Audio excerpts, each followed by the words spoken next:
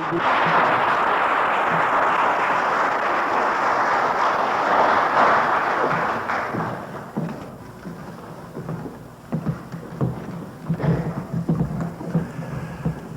you, Eddie. I'm Larry Cash. I'm a recovering alcoholic. By the grace of God and the 12 steps of Alcoholics Anonymous, I have not found it necessary to have to take a drink today, and for that I am eternally grateful. First, I want to thank Eddie and the committee for asking me to be here tonight. I still wonder why. Well, maybe I'll find out before the night's over why they asked me to be here. I kind of felt like it was homecoming when I walked in here tonight. I see so many people that I know. Quite a few that crawled on that bus had a lot of nerve and rode to Montreal here a while back, and I see a lot of those here tonight, and that was an experience that none of us will ever forget. And I see Betty and Floyd sitting over here. The first time I ever spoke, I think, in an out-of-town meeting was over at Central here in Roanoke, and I was asked to come down there. I believe it was an alcothon. And I remember Betty and I believe Floyd were both on the program that night. So I see an awful lot of people here that I feel right at home here tonight. That doesn't mean that my knees aren't shaking and I got butterflies in my stomach, because I still get those when I get up in front of a microphone. I am a member of the Waynesboro group, and I think that's the best group in the country. And if you don't think your group is the best group in the country, I would suggest you do something about it. And that's what I do. When I see my group straying off in the wrong directions, I try to do something about it. I have no idea what I'm going to talk about here tonight. I do not have a cut and dried story. I don't have an exciting story. I don't have a humorous story. I don't expect to see anybody sitting on the edge of the seat to see what's going to happen next. About the only way that I can explain my drunkenness and my drunk-a-log, it was downright pitiful, and that's about the extent of it. I was born in the Valley of Virginia near Waynesboro in the time of the Depression, and we knew hard times in those days. My family was not well-to-do at all. And as I often say, we did without a lot of the necessities of life, or rather we did without most of the luxuries of life, and even had to do without a lot of the necessities of life. I was almost a grown person before we had electricity or running water in our home, so I knew what it was to struggle. The thing of it is, I didn't know we were poor people until I started to school. I started to grammar school at the age of 6, and right away I was inferior to everybody in that school. I felt out of place, left alone, never seeming to fit any place that I seemed to go.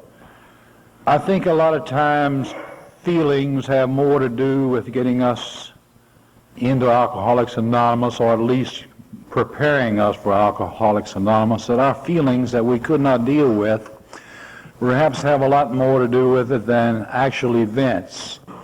I began to suppress my feelings as merely a child, going to school knowing that, or feeling that I was far inferior to the rest of these children in the class. As I said, we didn't have a lot of things. Many times I would go to school. We didn't have shoes to wear to school all the time, so you can imagine the shame that I felt. And I don't know why I felt it, but I felt the shame of going into school with clothing that was less than some of the others had. And from the very beginning, I had this inferiority complex. You know, that didn't stop in grade school. I carried that all the way through school, through high school, and even managed to graduate from high school. I had 7 brothers and 4 sisters. It was a large family, so, I knew what it was to have to share with others. I felt real comfortable around my immediate family and those that were close by. The people that I grew up with, I felt very comfortable around those, but I did not want to reach outside of my own circle to try to make friends. I became very introverted, kept my feelings within me, suppressed all of my feelings, even including anger, the bitterness that I felt. But I remember those fears so well that I seemed to have unfounded fears. I didn't know where they came from. This, as I say, went on, and I think that the first time that I began to lose some of these fears was the day that I found alcohol. Now, a lot of us get up here and tell about our first drink. I clearly remember my first drink, and I was only 6 years old when I tasted my first alcohol. Not enough to make those fears go away, but my father worked for a guy that made apple brandy, homemade apple brandy. There's probably a few sitting around here have tasted a homemade apple brandy. And I can remember it was Christmas time. This guy used to give Dad a half-a-gallon jar of this apple brandy. And I thought it was the prettiest stuff in the world, this bluish-looking fruit jar. And I remember my dad gave me some apple brandy mixed with sugar and water, and I thought that was the best stuff I had ever tasted in my life at 6 years old. I didn't keep drinking from that point on. There was no other real incidences to my drinking whatsoever until I don't remember drinking anymore until I became a teenager. I'm sure I must have sampled it at times, but somewhere before I became a teenager, I had ordered an old $5 guitar and learned to play a guitar. And I found out that I got to be pretty good playing a guitar, and I had a reasonably good voice when it came to singing, and people were always asking me to sing and to play the guitar, and I was too shy and too backward to do this. Always never felt that I was good enough to do this in front of anybody else. Well, as I got older, I began to run around with an older crowd of boys. These boys were also in my family, family members. They were older than I, and they, too, played country and western music, or hillbilly music as it was called in those days. And I would go with them to these, well, they were beer joints, that's what they were. Call them night spots or dance halls or what you would, but about the only things we had back in those days were plain old beer joints. And I'd go with them and play music, and I can remember having a beer or two, and immediately all of those fears would leave. They would just dissipate. Instant relief from the time I took that first drink. And you know, I really feel like alcohol perhaps saved my life. It let me do things I would never have been able to do otherwise. I think sometimes had I not found alcohol when I did, I may have ended up as a raving maniac, afraid to try anything, afraid to project myself. I could not make friends, I could not express myself, but I could take a couple of bottles of beer and maybe a little bit of wine or whatever was handy, and immediately I could become the life of the party. And I imagine some of you can relate to that, how alcohol suddenly liberated me. I could be just anything, anybody that I wanted to be. And in doing this, my fingers became more flexible. I could play the guitar so much better. My voice was clear. I was not ashamed, or I was not afraid, and I wasn't shaking.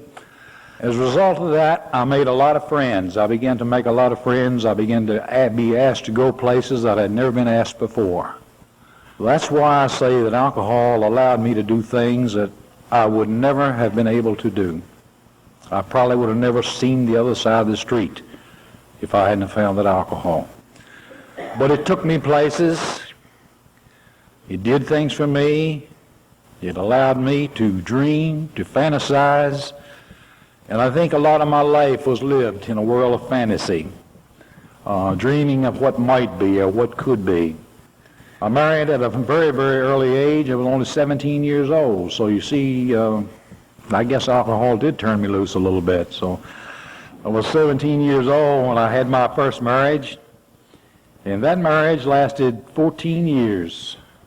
And I would like to say that alcohol played no part in the breakup of that marriage. I was drinking, but by this time, drinking was still under control. Strictly occasional weekend drinker. I had not yet begun to get in any types of trouble. Alcohol had caused me no sicknesses, no problems of any type. There were 4 children born to that marriage. But the marriage did break up, and this time I had gone to work. I was working in the city of Richmond as a firefighter. And you know, in firefighting, you work 24 hours and you're off 24 hours. Plenty of time off. And when that marriage broke, I found myself with time on my hands, not knowing what to do, living in a one-room flat on Gray Street in Richmond, Having been a family man for 14 years, you can imagine I didn't know what to do with myself when night came. And I usually found myself sitting in the bars up and down Gray Street and Broad Street, drinking until closing time. Needless to say, I fell into a lot of the wrong crowds. I fell into people that drink a lot more than I had been accustomed to drinking. And my drinking just took off like a rocket. And I found myself, as I say, drinking very, very often, almost nightly.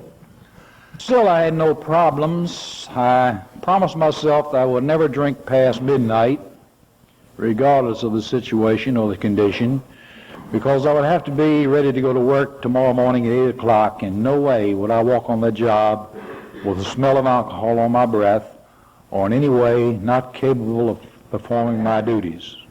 I was always a very, very responsible person, even from childhood. Responsibilities always came first. And you know, I lived up to that promise for a lot of years. I would stop drinking at times and not touch it at all. And then at other times I'd get on these binges. It would seem to last for a good while, and it was almost a nightly type of thing of drinking. It still had not yet become a problem for me. When the marriage broke up, having to pay child support, and my ex-wife having gotten most of my salary, I found it necessary to go out and get a second job.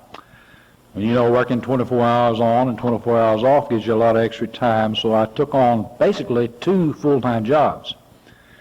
And this helped matters a whole lot. But I remember there was a little girl working in the second job that I went to work on. She worked in the office.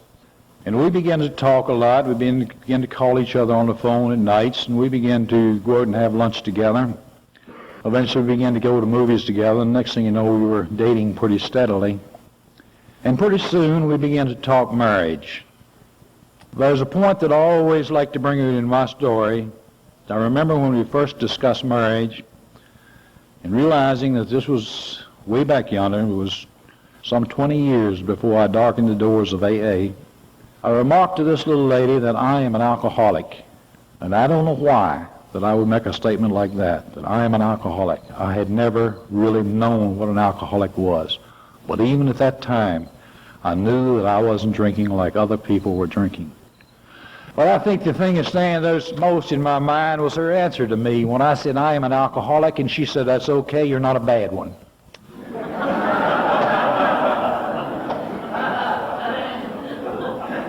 I can tell you she lived to eat those words. Before it was over, she knew what a bad alcoholic was. But we had some good times together. We enjoyed life. We had a son born to that marriage. I continued to work 2 jobs to support the 2 families. My wife had a pretty good job. And she didn't see anything wrong with the way that I drank. If I worked 6 days a week and many times 7 days a week, and we had a little money left over after the bills was paid, she didn't see anything wrong with me buying a pint of whiskey and sitting down on Saturday night and getting plastered. And that's the way I drink. I never drank for the taste of it, I don't think. I tried to convince y'all I did when I got here. But I don't think I ever really drank for the taste of it or for just a high feeling. I almost always got drunk, and she couldn't see anything wrong with that because I was a good father, a good supporter, and I deserved to drink. And she said this many times. And needless to say, she saw the disease of alcoholism progress. And it progressed and it progressed. I controlled it for a lot of years, even into the second marriage. I controlled my drinking, and I advanced in both jobs. I was climbing the ladder of success and doing rather well. And I can look back on it today and realize the more I progressed financially, the more things that came my way, the more that I got into alcoholism. The more money I had in my pocket, the more I spent for alcohol. I think I would have been better off had I never made any decent money, but it wasn't to be that way. That's a little bit about what I was like, the fears, the anxieties that were in me. What happened, I think, when alcohol finally came down on me, was when I started making treatment centers. You see, the job that I was on didn't tolerate any drinking whatsoever. not even the smell of alcohol in your breath, you would be immediately fired.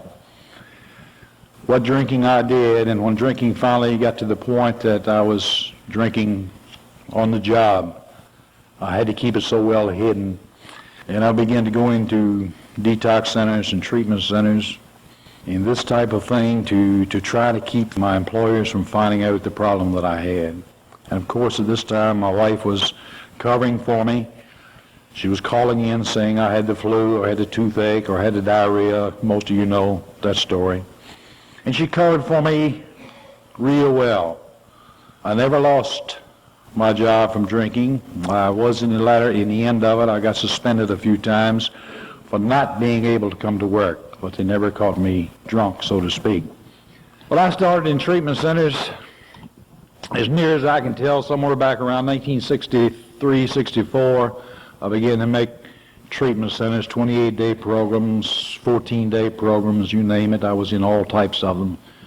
And from the time I went into my first one until I took my last drink, and I went back after I'd gotten sober, and as near as I could count, by old checkbooks and bills and this, that, and the other that I dug out, I had been in 17 different treatment centers, detox centers, mental hospitals, psychiatric wards, and this type of thing. So you see, I didn't give up easy. If there's anybody here today that wants to break that record, I'm sure that maybe some of you have already broken it. And I don't say that to be bragging. I sometimes think it was a disease of ignorance that I had, thinking that I could beat this game. I made my first AA meeting in the old club room at 210 North Madison Street, as near as I can tell, somewhere around 1971 or 72. And I picked up my first white chip at 210 North Madison Street. It was somewhere around there 4 years. I figure I came to AA for 4 years, coming back and picking up white chips over and over and over again. The first time that I was put in an insane asylum, which was Eastern State Hospital in Williamsburg, I was committed there by a judge because I had been to E.G. Williams Hospital in Richmond so many times that they had said they couldn't do anything more for me. They would take me out in there and detox me and kick me back out the door. And I went to, the judge committed me to Eastern State Hospital, and I went through their alcoholic rehabilitation program there.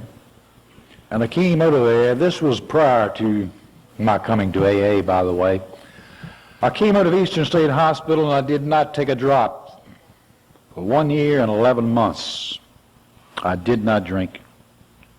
I didn't do anything about it. I simply did not drink. And you know why I didn't drink? Because my wife carried in her purse a furlough, which they gave you in those days. And I was furloughed from Eastern State Hospital. And all she had to do if I picked up a drink was pick up a phone and call them to come and get me. I didn't drink.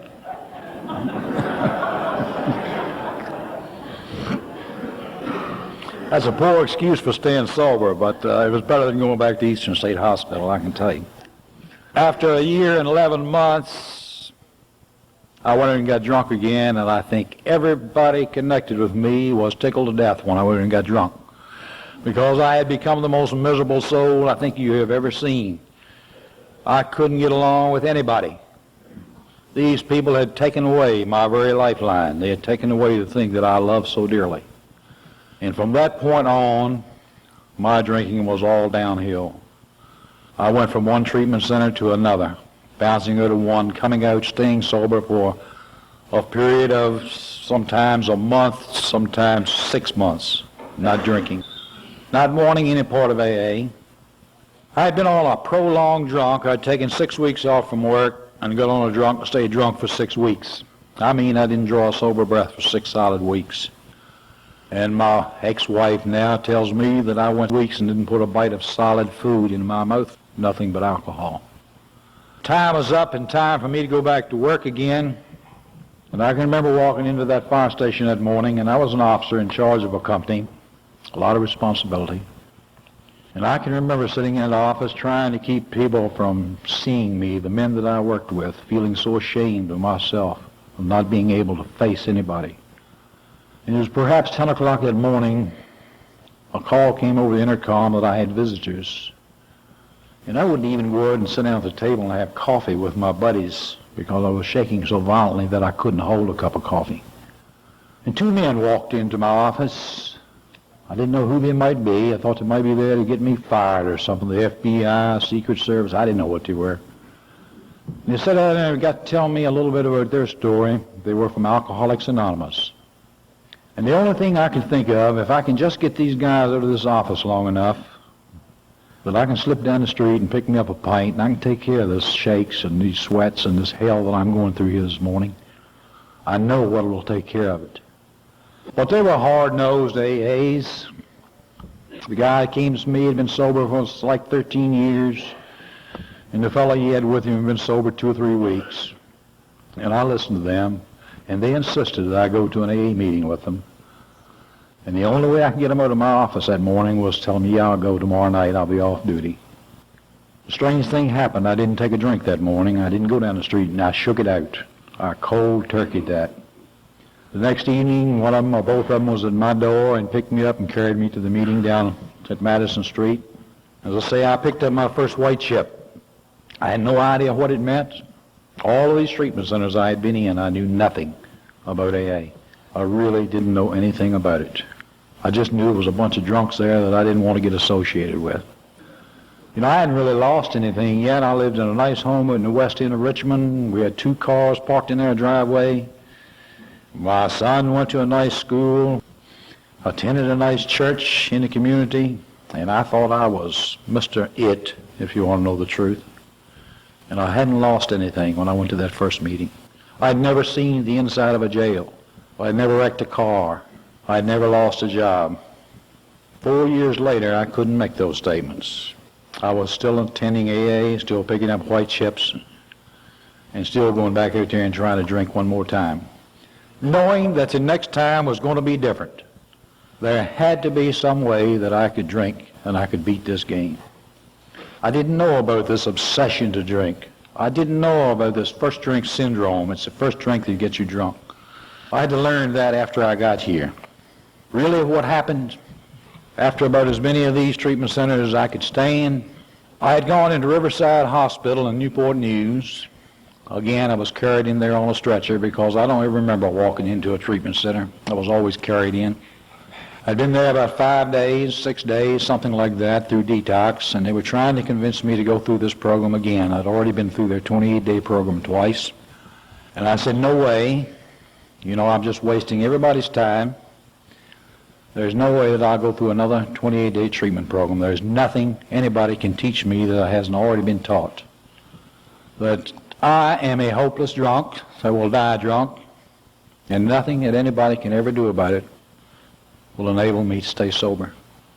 I hope that was the last 28-day treatment center I ever have to go through. Sometime that day they told me, we've contacted your family. By this time the wife had moved out. The children wasn't having a whole lot to do with me. I had been asked to resign my job. My home was up for sale. I had wrecked cars, and I had seen the inside of a jail. And they told me my family would be down that afternoon they wanted to talk to the counselors. In my inflated ego, I just knew that they were coming to see me, and they was going to come down there and bawl this hospital out for not letting me go home. And I knew they'd come down there and take me home immediately and do all the nice things for me that they'd always done. And I stood on the 6th floor of that hospital that evening and watched the car pull up and saw them get out on the parking lot. And my hopes got pretty high. I immediately ran to the elevator and positioned myself so that they could not miss me when they got off on the 6th floor. And as I stood there and they stepped off of that elevator, they walked by me as though I were a tree growing in the woods. Not one of them recognized me. And they marched into a conference room not too far from the elevator, and I tagged along, and they closed the door on me, and I was on the outside, and they was on the inside. And I didn't know what was going on in there, but I stood by that door for what seemed like hours to me. And eventually they did call me in that room. I didn't know what it was then. Today I know it's called intervention. And I went in that room, and of all the stories that I heard about me, You know, they couldn't talk about me like that. You know, I'd been a good provider, and my wife had said, I was an excellent husband. I was all these good things just when I didn't drink. Well, if it let me go back home, I wouldn't drink anymore. And, you know, they had all the cold, hard facts that I could not deny. And I felt like a little speck there on the floor. And, you know, when that session was over, they got up and they marched out of that conference room. Not one of them put their arm around me and said, "We love you, Dad." Not one of them said, "Dad, do you have cigarettes? Dad, do you need a couple of dollars?" They marched out and left me. And I stood there alone, helpless, defeated, and I knew the meaning of despair. I had never in my life been as low. I had never felt so alone. And I suppose this is what the big book calls we hit our bottom. And I think there in Riverside Hospital that night, I thought that I hit my bottom. I remember going back to my room and I cried myself to sleep that night. And I'm a man that was too big to cry. But I cried myself to sleep that night. And sometime during the night, one of the counselors or nurses or somebody came to me and asked me would I stay for a 28-day program. And I said, I'm ready to do anything that it takes. I will do anything. And at that point in my life, I would have done anything to relieve this obsession to drink. I completed that 28-day program. I can't say that it was any different than any of the other programs I'd ever been through. They told me how many brain cells it killed and what it did to my heart and the muscles and everything else. I left there with no place to go, no job to go back to, no home to go back to. My children wouldn't answer the phone when I called. If they answered and I was on the other end, they simply hung up. And I was put in a halfway house in Richmond. And there was 19 of us that stayed in that halfway house. And as far as I know today, I'm the only one that was in there that tried to stay sober. I did not miss a day attending an AA meeting. And this is a part that I was reluctant to tell when I first came into AA. I found it hard to say this. I don't think I missed a meeting for 4 solid months. Many times 2 meetings and 3 meetings a day. I thought I was getting into service work. I went to some institutional meetings, and I went to prisons, and I went to meetings all over town. I went to town to meetings with other people. And I thought I really had this program down pat. The Christmas season coming on. I had never spent a Christmas alone. Along in the early part of December of that year, I had filed a suit against the city for previous injury, and the city granted me a disability. After that, our home was sold, and I realized a right nice little profit at the sale of our home. And I had money in my pocket, I had money in the bank, perhaps more money than I'd had for a long, long time. And I can remember that I started Christmas shopping. I have 2 daughters, 3 sons. I have 6 grandchildren. I did at that time, had 6 grandchildren. And I wanted to undertake the Christmas shopping for these people. They had begun to call me again. Parties around, and people were enjoying life and having a good time. And the more good times I saw, the more depressed I became. And I'm not a person that gets depressed.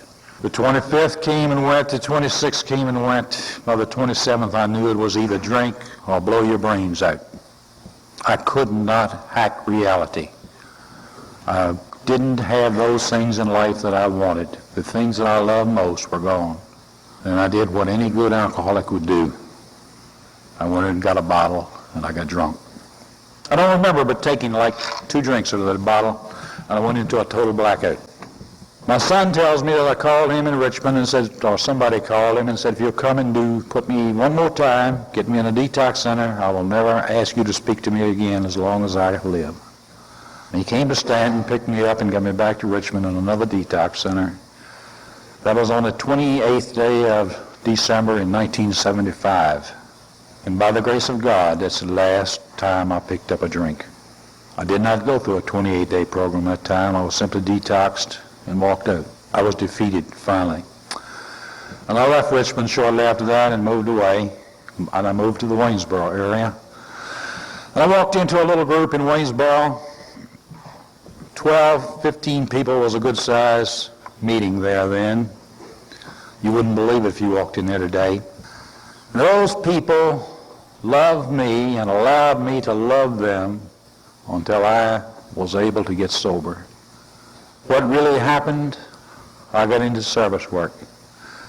It wasn't long after this, perhaps, that I met Eddie and see Jerry sitting over there and some of the others in service work, and I began to try to raise the bottom for the other alcoholic. I began to go into the detox centers and the treatment centers around that area. I began to carry meetings into the prisons and the jails, and I got active. I really got into AA. I'd been on the fringes of AA now for 4 years, 5 years. I'd been on the fringes on the outside looking in. And for me, that was the only way that it could have happened for me. I could not attend meetings. The point I'm telling you, for 4 months I didn't miss a meeting and went out and got drunk. Because you see, I was not attending anything but speaker meetings, and I related myself right out of the program. I was not like that guy. I was not like that gal. I was different. And whatever you said, I was different. And I sat on the back row, and when that meeting was over, I skedaddled out the door. I didn't want anybody to find out about me. But I began to get into the program of AA, and I began to realize these 12 steps were not put there by accident. And I think one of the big changes in my life, and I thought I had made a startling discovery. Perhaps a lot of you have made it too. If you haven't, please make it. Right in the front of the 12 and 12, I believe it's on page 15 or 14, somewhere like that in the 12 and 12. And I can't quote it too well. I know what it means, but it says something like this. The 12 steps of Alcoholics Anonymous are a group of principles, spiritual in nature.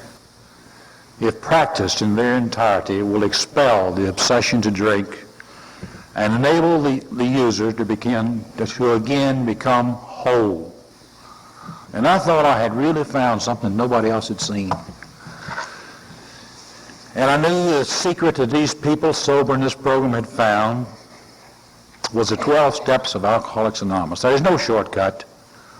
For you people that drink like I drank, for you people that had the inferiority complex that I had, for you people that felt like I felt, there is no shortcut. The whole program of Alcoholics Anonymous is the 12 steps of Alcoholics Anonymous. The 12 traditions for me today has as much recovery as the 12 steps. I love those traditions, and we would never start a meeting without reading the traditions in our group. So I found AA, or AA found me. I don't know which way it was, and really not that important. What's it like today? It's a whole new ball game. As a friend of mine passed away a few years ago, the way he expressed it, it's just a whole new ball game. I have found a new freedom. I have found a new happiness. A lot of those promises that we read in the big book have come true for me. I stayed single for 10 years, hanging around this program, or just about 10 years. I traveled a lot. I went to a lot of meetings. I was all over the state, over half of the country, attending meetings. I wouldn't allow anybody, I could not allow myself to get involved in a relationship. I think it was 1984, about 1984. I can blame it on drinking. I got a lot of brain damage. We had a New Year's Eve dance in our group, and a young lady came down from a Harrisonburg group, and we had an occasion to dance a couple times that night. You know, nothing really exciting, just dancing, and I'm not much of a dancer anyhow, so we did most of the time we were sitting it out. And we began to talk. She began to call me on the phone. I began to call her on the phone. We began to go out and have coffee together. Began to go to meetings together. And you know what happens when two single people start doing things like that. A year ago this past March, we tied the knot, and I got married again. And my wife is in the audience here. I hope those of you who haven't met her will say hi to her. Faye has been awfully good for me in my sobriety. She doesn't try to push the program on me, and I try not to push my program on her. She's also in AA. But I don't know, it's just been a whole different ball game for me. I can I can love people today without the lust and wanting to possess people. I don't try to crowd people today. This is all a new experience for me. And everything has been possible through this program and through the people in this program. I just wish I had time to stand up here and tell you some of the good things that's happened to me over the years. One of the things I don't want to forget, we spent our honeymoon in Florida when we were married. Went down to Florida, and I got a son that lives in Orlando. You know, this is the same son that back in my drunken days, I have seen him stand over me when I'd be laying on the sofa, passed out or half passed out. And I had him grab me in the collar and lift me off of the sofa, and with his fist clenched, he said, "I could kill you. I would rather see you dead." I have a wonderful relationship with my children today. And, you know, nothing in the world would have made it possible except Alcoholics Anonymous. They're all so grateful for it today. Again, I want to thank Eddie and the committee, and it's just so good to get up here and to see all of you people again. We have a wonderful group in Waynesboro. We hope we get down there. Bob got up here and read the traditions a while ago. I didn't even recognize Bob until he got up here to read, and we had Bob down to visit with us a couple of years ago, I believe, sitting back there. And Jerry was down with us at our Valley Rally, and we reach up here to Roanoke and get a lot of help when we need it, and I've never had anybody turn me down yet. And it's just great to be here, and I love you all. Thank you so much.